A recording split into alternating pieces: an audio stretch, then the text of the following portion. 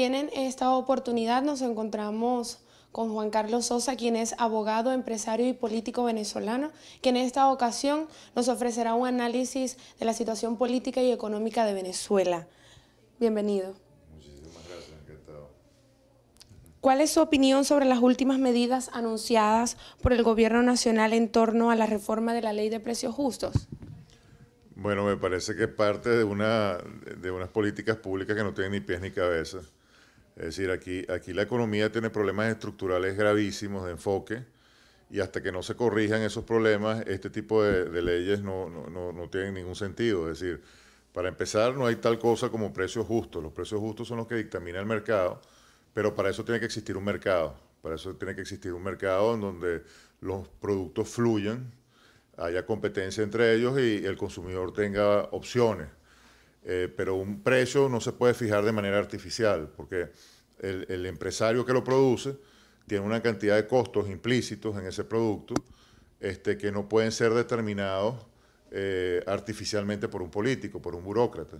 Entonces, esas leyes de precios justos lo que crean es la mayor de las injusticias y terminan provocando que aquellos que producen esos productos desaparezcan del mercado.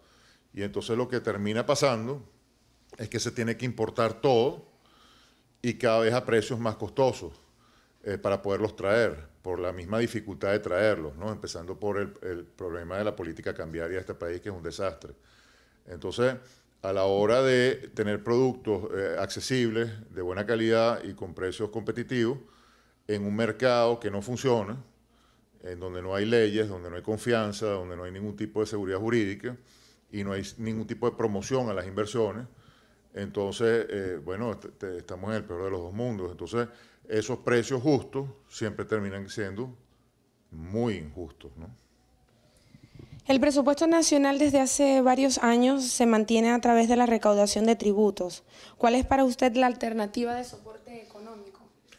Bueno, recaudación de tributos hay cuando tú tienes un aparato productivo funcional que sea capaz de generar esos tributos porque tienen ganancias importantes por su actividad económica. Pero si tú tienes un régimen que promueve la destrucción del aparato productivo, que promueve leyes, decretos, acciones y un sistema económico absolutamente inviable, tú produces al final la destrucción del aparato productivo. Entonces, la capacidad que tienes de recaudar renta es cada vez menor. Entonces, ¿qué hacen sistemas locos como este? Crean impuestos que no tienen ni pies ni cabeza y empiezan a estrangular a los pocos productores que quedan, a los pocos actuantes de la economía que quedan, actores de la economía que quedan, empiezan a estrangularlos porque empiezan a subirle los impuestos y crearles cada vez más presión en ese sentido y al final eso conlleva a que estos actores salgan del juego, salgan del mercado y entonces otra vez caemos en el peor de los dos mundos. Impuestos altísimos que no hay a quien cobrárselos y a los pocos que se les cobra, precisamente por ser tan altos, terminas destruyéndolos. Entonces el régimen lo que se queda es con la única posibilidad que le queda a este tipo de regímenes, que es crear una moneda falsa. Entonces empieza a circular dinero en la economía que no es producido por nadie, sino que es creado artificialmente. Y ese dinero que circula de manera artificial, lo único que produce es una escalada inflacionaria altísima. ¿Qué provoca esa escalada inflacionaria? Que el poder adquisitivo del venezolano se reduzca cada vez más. Y como el aparato productivo está destruido, tampoco hay empleo. Entonces tienes el peor de los dos mundos. Tienes una estanflación, tienes una altísima inflación, tienes una altísima tasa de desempleo y tienes una economía estancada porque no tienes un aparato productivo activo. Bien, ¿considera que los resultados de las elecciones parlamentarias para el próximo 6 de diciembre serán la solución a la crisis económica? Yo creo que son parte del problema, esas elecciones. Porque esas elecciones permiten legitimar a un régimen que no tiene ninguna legitimidad. Y son una farsa, porque si fueran unas elecciones de verdad, tendríamos que tener un sistema de verdad. Si tendríamos que tener unas instituciones y una democracia, cosa que no existe.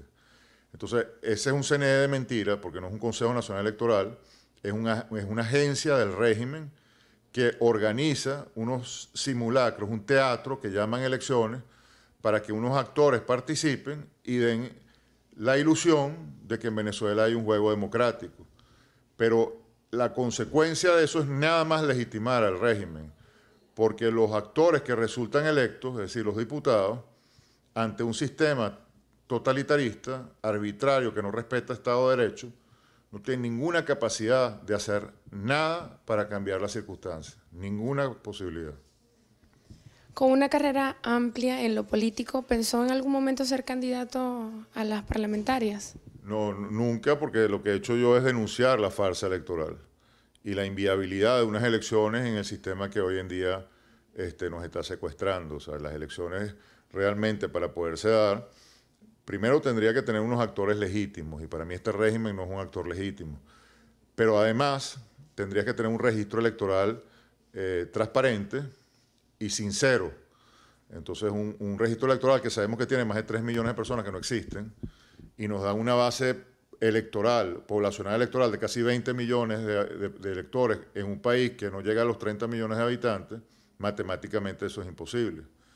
Y además tenemos una cantidad de mesas electorales ubicadas en lugares en donde es imposible tener testigos. Entonces allí se meten los votos que ellos quieren y la gente que tienen en las mesas llenan las actas con los nombres y con las firmas que les da la gana. Entonces al final es imposible tener un proceso electoral en las circunstancias actuales que verdaderamente sea genuino y que permita solucionar el problema. Yo creo que más bien lo agrava, lo profundiza y lo hace más difícil de resolver, ¿no? Por último, ¿cuáles serían sus recomendaciones para una salida de esta crisis económica en Venezuela? Hay que cambiar el régimen urgentemente. Tenemos que cambiar estructuralmente además el modelo de país. Tenemos que entender que este modelo intervencionista, estatista, fracasó y que tenemos realmente que cambiar todo el modelo petróleo, Estado, sociedad y volver entonces a una sociedad que promueva las inversiones, que promueva el Estado de Derecho, que haya transparencia, que se penalice la corrupción, que se promueva la educación, que se promueva la ciencia, que se promueva la investigación, que haya disciplina, que se controle la delincuencia. Es decir, hay que cambiar completamente el patrón que hemos venido arrastrando todos estos años, durante décadas, y volver a Venezuela, entonces, un país verdaderamente moderno, enfocándonos en una fórmula que funciona, que es la fórmula que aplicó Singapur y llevó a Singapur de tener un ingreso per cápita de $400 al año a tener un ingreso per cápita de casi $60.000 al año promedio. O sea, el promedio que gana cada ciudadano de Singapur es $60.000 al año. Eso es impresionante. La tasa de desempleo de Singapur no llega al 2%. ¿Por qué? Porque promovieron las inversiones, facilitaron las inversiones. En Singapur uno crea una empresa en 3 días. Aquí para crear una empresa puede pasar un año y a lo mejor es imposible que tenga el trámite final para poderla constituir. En Singapur se promueve la seguridad jurídica, la transparencia, la institucionalidad, todo lo que hace que un país funcione. Entonces, al final del día, si nosotros no estamos dispuestos a dar ese viraje y comenzar entonces a enfocarnos en la modernidad y a conectarnos con ese mundo moderno, estamos destinados a vivir, bueno, esta desgracia que estamos sufriendo hoy en día, ¿no? Bien, y en base a estas recomendaciones despedimos este segmento invitándolos a una próxima oportunidad. Muchas gracias. Bueno, un placer. Muy buena tu pregunta, excelente.